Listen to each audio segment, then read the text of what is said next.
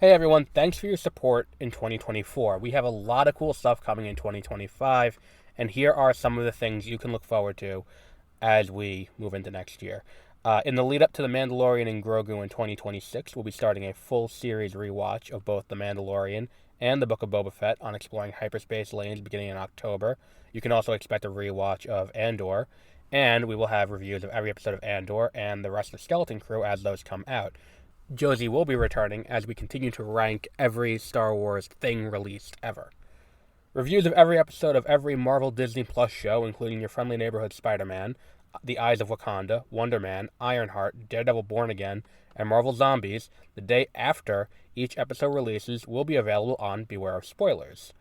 We'll be having special event podcasts on 30-minute reviews for the Academy Awards, our 2024 year in review in early January, ranking all of Phase 5 of the MCU after Fantastic Four First Steps comes out, and our 10th anniversary special. Once we complete our rankings of all the Pokemon games on the backlog files, we'll be moving on to Kingdom Hearts and Final Fantasy. Over on the YouTube channel, you can join in for playthroughs of Mario & Luigi Superstar Saga, Pokemon White, Pokemon Mystery Dungeon Blue Rescue Team, Kingdom Hearts Chain of Memories, Kingdom Hearts Recoded, Mario Golf Toadstool Tour, Sonic Adventure 2, LEGO Racers 2, LEGO Star Wars The Complete Saga, and SpongeBob SquarePants Battle for Bikini Bottom.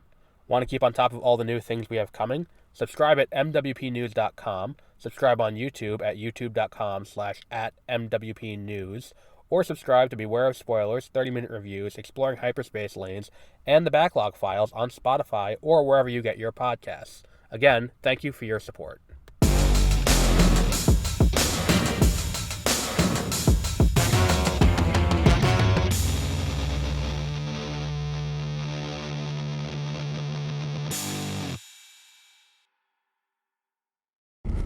Good morning and welcome to Beware of Spoilers. I am Adam. On this, it is Thursday. It is almost the end of January. Very long month. A lot of shit going on.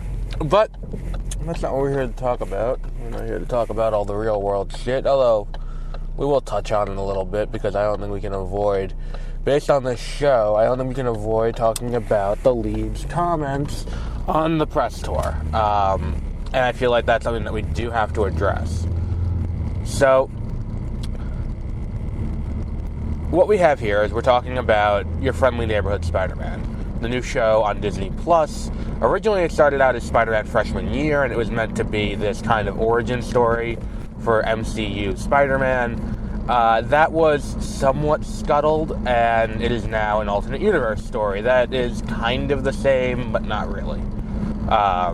It's basically a what-if story. What if, instead of Peter Parker being taken under the wing of Tony Stark, what if he was taken under the wing of Norman Osborn, is what it appears to be based on the first two episodes, and what I've seen in public statements and synopsis and stuff like that.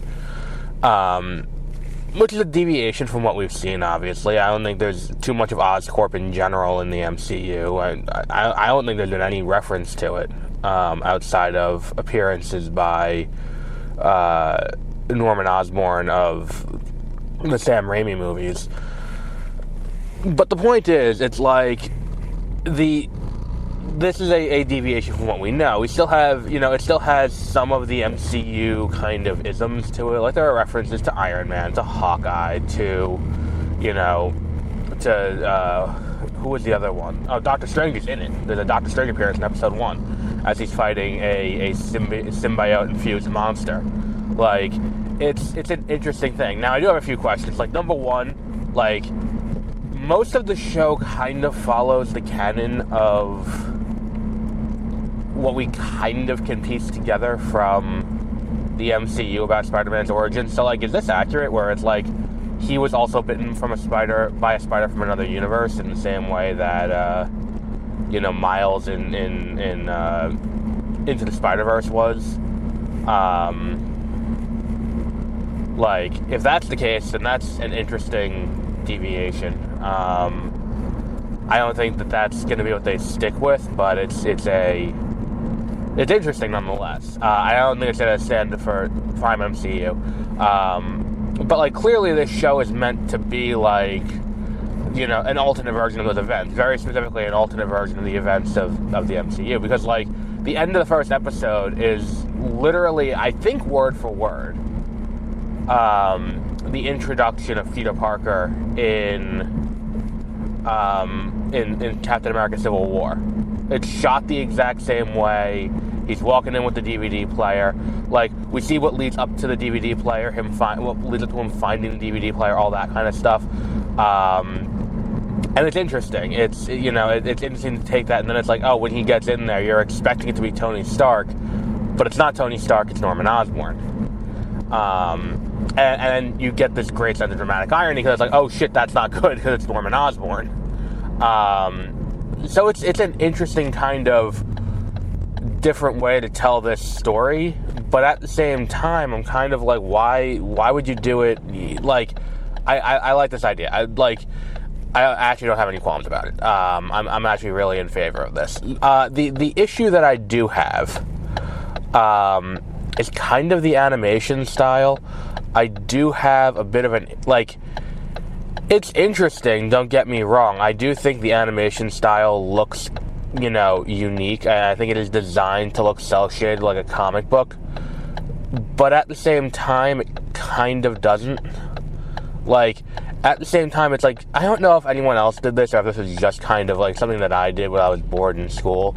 But, like, you remember Google SketchUp? It was this thing that you could use in what's it called? In, like, my school had installed on the computer, like, with Google Earth, and like, that early suite of, like, Google professional products. It was, like, SketchUp was used to, like, for, like, architects to draw, like, plans for buildings and stuff.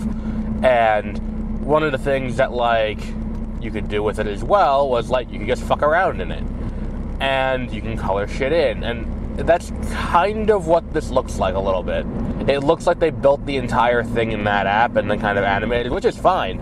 Like, the art style works more than it doesn't. It just takes some getting used to, which I think is kind of the big thing you need to deal with this. That said, let's get into kind of the thing that Hudson Thames said, or Thames, whatever. The guy who voices Spider-Man. He made a comment 2 days ago and said, like, oh no, I was really concerned the show was going to be woke, but it's not. It's really well written. Now, number one, woke is so clearly undefined that it means whatever you want it to mean or not, which is part of the issue here. Number two, like, we're going to take it in the most extreme definition, which is, like, you know, where, like, the racist conspiracy erasure theory, and it's like, oh, there's, you know, it's all designed to push social agenda. Like, okay, fine. Number two, there's nothing wrong with that, and that is not diametrically opposed with well-written. Anyone who's read science fiction can tell you that, like, science fiction is best when it has a point it's trying to make. If you're trying to consume or watch apolitical art, you're going to be unsuccessful, because all art is political. Whatever, we've been over this a million times. I'm not going to keep relitigating this. The other interesting thing, though, is I think the point of that comment was to try and get people on board who may chalk it up as such because of identity politics. The people who will look at it and be like, oh, well, there's a black Norman Osborn, so obviously the show's not good. And I think Coulson Domingo's great. I mean, he's just a great actor. I think he's just fantastic all around. The idea that, like, okay, so it's a black Norman Osborn, that's going to turn people off. I think that if you tell them the show is not woke and you're trying to get that audience back on board, I don't think this show is going to that like, saying that and then presenting them these first 2 episodes is necessarily going to keep them around past these first 2 episodes. Because, like, let's just break down some of the things here. And spoilers, obviously, the name of the show is Beware of Spoilers. But, like, spoilers for some of the things that happen in here. Like, in the second episode, he starts the internship with Oscorp, so he goes and he meets these other interns. The other interns are Amadeus Cho, this girl from Wakanda, and this girl from Long Island. He's the only white guy in the room. it's like, okay, well, that's something that's going to turn people off if they're someone who cares about that kind of thing. So you have that. You have, like, there's a moment in the show where Lonnie Lincoln is a main character. Lonnie Lincoln, who would eventually become Tombstone in the comics, is there, and he's the love interest that Peter is in competition for what's it called? For, the girl that Peter likes, Pearl, his former babysitter, who is a few years older, but he's in her classes because he's so much smarter than everyone. He's in these classes.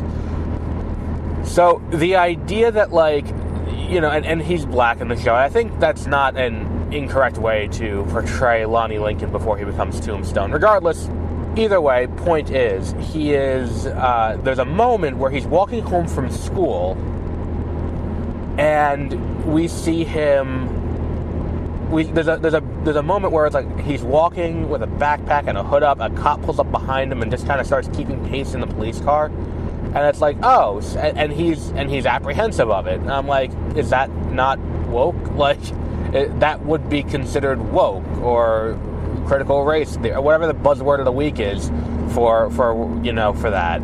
It's like, does that not count? And then it's like, the thing is too, it's like, I'm fairly certain that it's like the subtext for the relationship between Peter and Nico is that Nico Minoru is meant to be at minimum bisexual, because she expresses interest in Pearl too, and I'm like, that would be like one of the two leads of the show is considered is a member of the LGBT community. Like, again, Norman Osborn is black. Kurt Connors is in the show. We're introduced to Kurt Connors in the second episode. Only it's not Kurt Connors, it's Carla Connors. It's the same kind of twist they pull with Doc Ock in Into the Spider-Verse, where it's like, oh, instead of it being we've gender bent it, it's a woman now, and it's like, okay, that's gonna turn people off. And it's like, if you're telling people, oh, this show's not woke, and then you have all of these things kind of compounding on themselves, it's kind of going to be the thing where it's like, it's going to feel like two of those people are bait and switch. So I'm like, I don't know what you're exactly trying to do. I don't think it's going to work. It just feels like a weird thing to say on the press tour to alienate people who were on board with all these changes. And the thing is, too, it's like, and let's not even, like, that doesn't even talk about the bigger thing with Nico Minoru. Nico is kind of filling the MJ role, where she's kind of, like, but I think she feels more organically like Peter's friend in the first Spider-Man movie in Homecoming. Like, MJ doesn't feel like she's friends with Ned and Peter. Like, because I just rewatched that movie recently before the show came out. I meant to do a podcast about it on 30-minute reviews, but car issues. You don't really get the sense that MJ is really their friend. She's kind of there because she doesn't have friends, and she's just kind of like, she doesn't know how to interact with people socially. And one of the things that she does is she's always pointing out the social or racial history of things. Like, she does it several times. Like the thing where she goes to, like when she's at the Washington Monument, and she's like, it was built by slaves, you know? Like that whole thing is like, that was the big thing for that movie when it came out, to be like, see, it's woke. Like, and they made MJ black. And it's like, so you're doing all of this, and yet this isn't, like why? Like, that's, okay, whatever. The issue with this show, though, not issue, that's the wrong word. The thing that people are going to bump into if they're watching this and they're like, oh, good, I heard this isn't woke, let me jump in and watch this, is going to be, like, Nico is closer, is a little bit further to the left, I think, politically than MJ is. Or at least outwardly, politically further to the left than MJ is. She's very close to, I would define her closer to Sam from Danny Phantom. And not just in visual aesthetic, it's just she also, like, the militant way she is with her beliefs and not just kind of passive with it that MJ is. She's more, militant in your face and going to, make sure you're aware of what you believe, and if you're wrong, she's going to make sure you know you're wrong. Like, that's what she feels like to me. She feels more like that character. In fact, if you told me that, like, when they were coming up with that character archetype, they were like, oh, she's gonna be Sam. Like, we're gonna make this, we're gonna do Nico Minoru, but as Sam from Danny Phantom. I'd be like, okay, I see that. I understand how that happens. But, like, how is that not, like, that's gonna be something that if someone tuned into this show after going, oh, good, it's not woke, they're gonna tune into the show, they're gonna be like, what the fuck? Like, it's one of those things where it's like, the issue with the comment is that it feels like an attempt to course correct from something that doesn't need to be course corrected. And it feels like a response to Bo DeMayo's comments. And Bo DeMayo, who was fired from X-Men 97 because of his whole situation, that it's unclear what happened, but clearly something happened. Like, something bigger happened than he had in OnlyFans, or whatever the party line is. Because, like, that was the thing, too. It's like, his comment on the matter was like, you know, like, apparently he was sending inappropriate pictures to members of the staff. And, like, his comment, or his attorney's comment was like, he did not send pictures to anyone who filed reports. It's like, okay, so he sent pictures to someone then. Like, but not anyone who filed reports. Okay, whatever. And so he's been on this tear against Disney lately. And what it kind of reminds me of a little bit is when Ruby Rose was fired from Batwoman, and they kind of let her leave with grace and a little bit of, you know, like, saving face. But she decided to go, you know, off the rails on her end and kind of do that. So Warner Brothers starts circling the wagons around the show. Like, no, it's like, that's not what happened. Like, and you had the guy who played Batwing come out and say, like, she was the lead of the show. She got fired. That should tell you how bad her behavior was on the show, or on the set.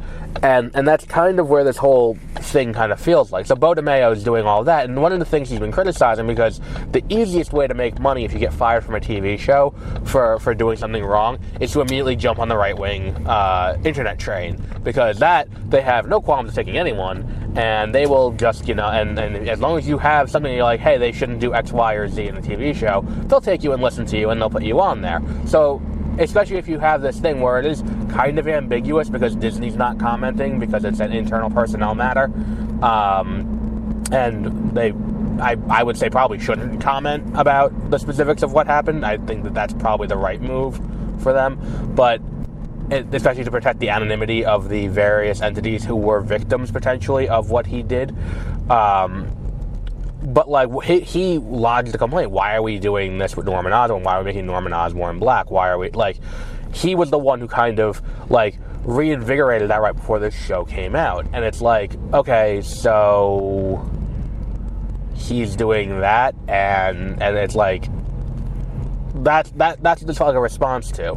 But the issue with this becomes, like, if you're someone who was turned off by Black Norman Osborn, and then you hear Hudson Thames say, you know, oh, I was afraid the show was going to be woke, but it wasn't. It's like, but number one, you signed on for it, so yeah. And number two, it's like, if you're someone who believes that, is hearing, you know, is watching this first episode going to assuage that? If you're someone who's so deeply seeped in the identity politics, the you know, of the gender or ethnic makeup of a TV show,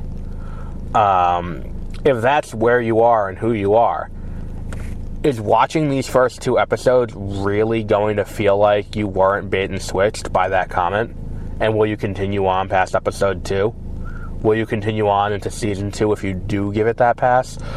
I don't think so. If you're someone who's that annoyed and it was like, I wasn't going to watch this show because there's that. And then also the other thing is, it's like, if you're someone who is already is turned off by that, is the mid-20s white guy playing Spider-Man going to be oh, good, well, I thought it was going to be woke because I had Black Norman Osborn. Luckily, the kid who's the lead said it's not the case. It's just one of those things where it's like, nothing about that comment really did anything. It felt like a really weird comment to make, and I'm not entirely sure why you would make it.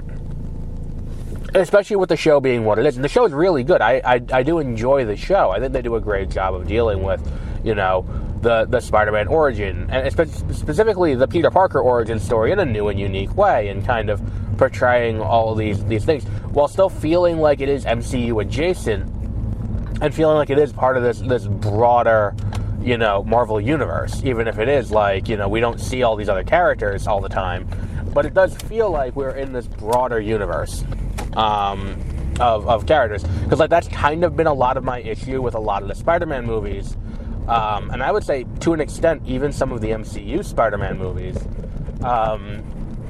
but like, we talk about the first three, and then Amazing 1 and 2, and then, like, you can remove the MCU characters from the first two, and it's just kind of like, okay, well, we'll just deal, it's very easy to forget Nick Fury is in No Way Home. I don't think Fury is needed for No Way Home, and I think that, like, you can probably make No Way Home work exactly as it is without the death of Tony Stark, and that's kind of a detriment to the movie. And the same goes for, like, Homecoming. Homecoming, I don't know if you need... There's a very easy way to rework that movie where you don't need to have Tony Stark in there at all. I think you do need Doctor Strange more in No Way Home, but by and large, all of these movies kind of feel like the Spider-Man universe is kind of like bubble adjacent to everything else, and there's nothing else in there. It's just Spider-Man's the only hero in this world. And it's always felt kind of weird. And even some of the animated shows had that same feeling, because it's like, okay, so Spider-Man is kind of isolated out. Like, there's really not much else here besides Spider-Man adjacent characters. And I get it, it's focusing on Spider-Man and his amazing friends, or his rogues gallery, and I get that, but it just, like, it feels kind of, not there. This feels like a lived-in Marvel universe. So, all of that said, I would recommend checking this show out. I think this show is really good, and it's really worth watching. Now, we'll see if it can carry into the next week with the next 3 episodes, because they're doing a really weird release cadence, where it's like, this week is 2 episodes, the last week is also 2 episodes, and then it's like the 2 weeks in the middle are 3 episodes each. So I'm kind of just a little bit like, why? Why are we doing it this way? It's a little bit weird. And rationally, the reason why is they don't want to bump into Daredevil. They want to get this show out and then not bump into Daredevil. But, Daredevil is going to be... I think that's the weirder choice, is that Daredevil is going to be running... it's the end of Daredevil is going to be running concurrently with Andor, where I feel like those two are going to have very similar audiences. That's kind of the weird choice in all of this, but we'll see. But we'll wrap up there for today. Over on Exploring Hyperspace Lanes, tomorrow we will be talking about, We'll be talking about, what was that show? Andor, Season 1. We'll be starting our Andor rewatch over there. We'll be doing Star Trek Section 31 this weekend. Tonight, I think we're doing Companion. Either tonight or tomorrow. I gotta look at my calendar. I should have done that before I, left for work. But Companion at some point in the next 2 days. The new movie with, I think it's Jack Quaid and, what's her name? Anya Taylor-Joy. So, we're in for something there. I don't know what the movie's about. I've seen the trailer like 3 times. It looks like a Stockholm Syndrome kind of story. But, we'll see. And then there was another thing. It's in IMAX, too. Oh, well, whatever. There was something else. I can't quite remember what it is. But we will, we'll do that at some point in the near future. But, until our next episode, have a great rest of your week.